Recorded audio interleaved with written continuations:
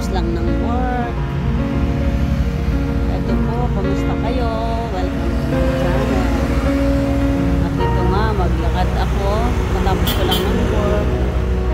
Nakita po niyo yung buhok ko. White na talaga. Na po siyang kulayan.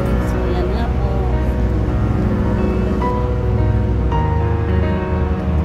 Nandito ako ngayon. Maglakad-lakad. Makarelax. Lalabas ko lang sa work ko. Late na po. Diyan nga, oh. Nandito ako ngayon.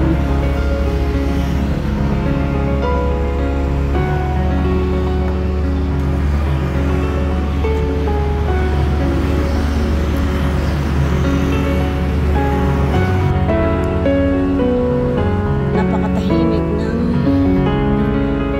Manara na ito.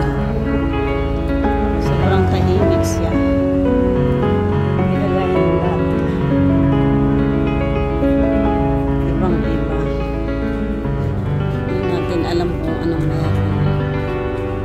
Kasi wala pong nakakaalam kung ano ang mangyayari. Araw-araw ay iba-iba ang hindi natin alam kung ano mangyayari. Dahil nga po sa may kaguluhan, ayun nga.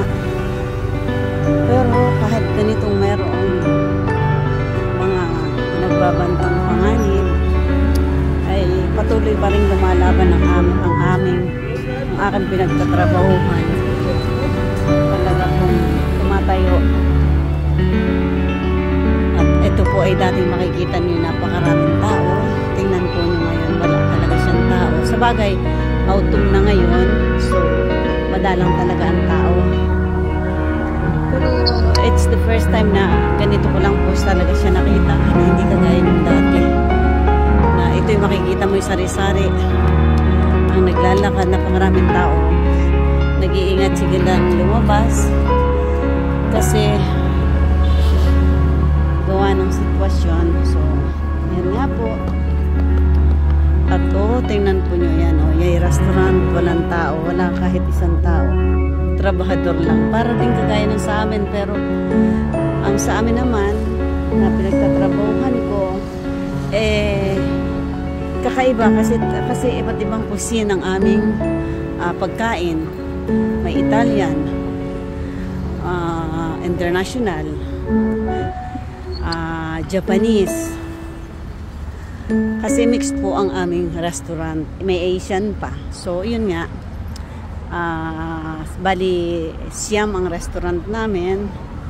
So kahit paano ay nakakasurvive dito sa sitwasyon dito ngayon sa Lebanon. Pero malaki po ang ipinagbago. Yun nga, kaibang kaiba. At yan, kung makita po niyan, lagi akong nag-video dito. Pag ako'y naglalakad, ay talaga pong maraming tao. Tingnan po nyo ngayon, talagang walang tao. So yan nga po, isinare ko lang sa inyo ang aking paglalakad.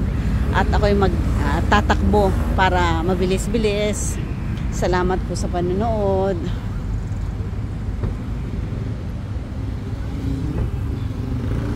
See you on my next vlog.